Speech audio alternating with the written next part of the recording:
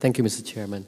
And my questions are directed at Mr. Irvin. Mr. Irvin, I find somewhat of a discrepancy in your statement. On the one hand, you're saying that a federal agency has a problem of overseeing a number of private contractors in one statement, but then at the very next statement, now you're saying that a federal agency would be able to have a better, would do a better job of overseeing potentially thousands of people. So how on the one hand you're saying a federal agency has problems looking over a few number of people and now doing a better job of overseeing thousands of people? Right.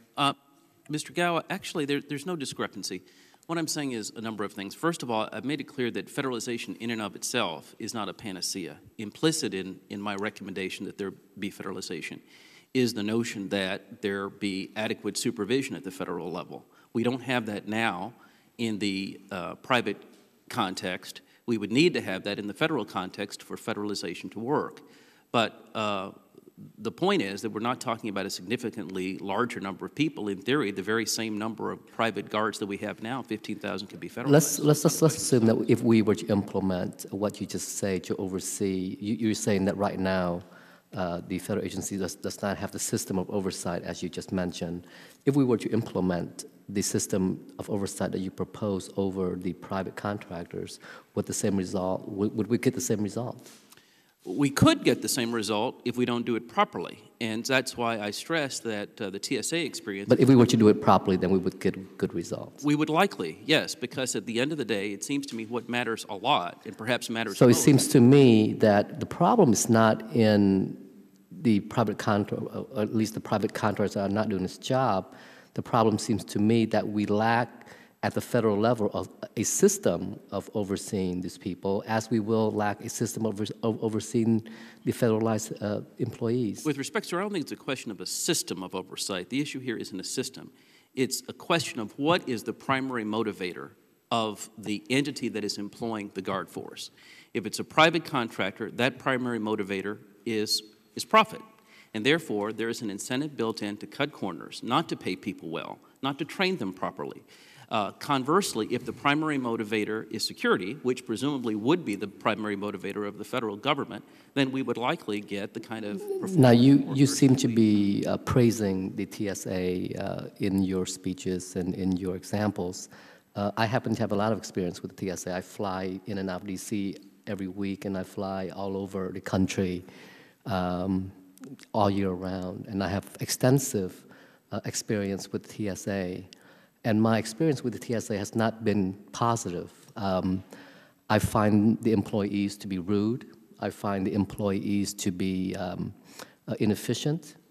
And I find a lot of problems with TSA. At the same time, I also have had extensive experience with a private security firm in New Orleans. It's called the New Orleans Private Patrol. And in comparing employees of the New Orleans Private Patrol with the employees of TSA, I find the New Orleans Private Patrol employees are a lot more professional. Mm-hmm. They greet and treat people with much more respect. So how can you explain to me the differences in demeanor? Right. Well, a couple of things, sir. I have lots of experience with TSA also. I was the first Inspector General at the Department of Homeland Security just right after the federalization of TSA. And I'm not really talking about a question of demeanor and behavior. I say in my statement that there's a lot of work that TSA... But it goes into their effectiveness as being in doing their security work.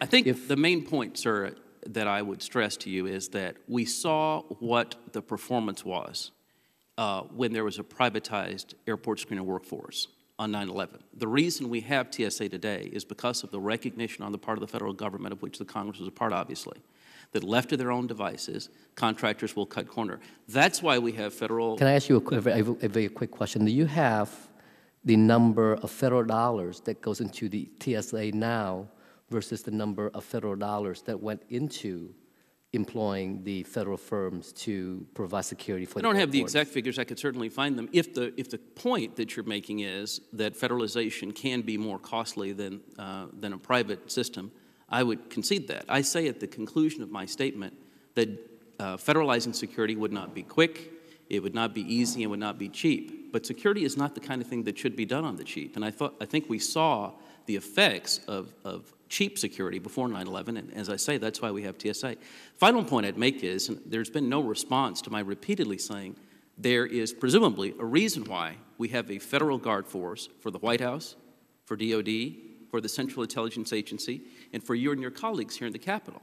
And I think the reason for that is the recognition that properly supervised, properly resourced, properly trained federal employees provide better security, and that's all I'm suggesting for FPS. Well, I have issues with your recent statement also, but I see that I'm out of time. Thank you, Mr. Chairman.